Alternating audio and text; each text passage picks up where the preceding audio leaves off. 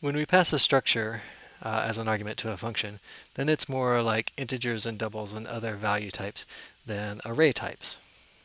For example, here I have a main function that declares an element h, just like before.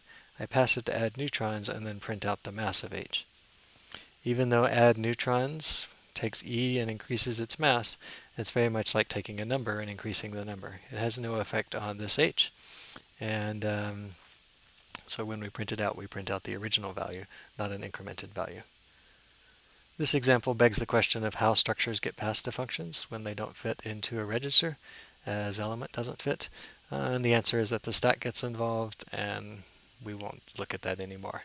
We will instead do a typical thing, which is pass a pointer to an element, usually when we're working with element structures.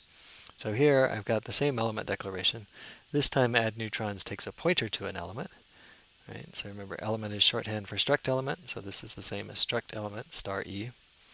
And that means I have to use star and an expression position to get to the actual structure that I can look inside of with dot. This time, E points to the same memory as H, since we took the address of H.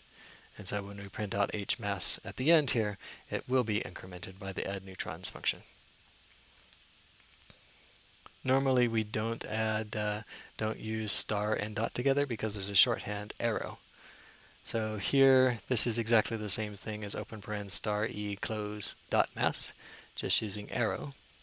And that works whether you're using it in an L value position where it's being changed like this, or just in a reference position where we're passing it to the printf function.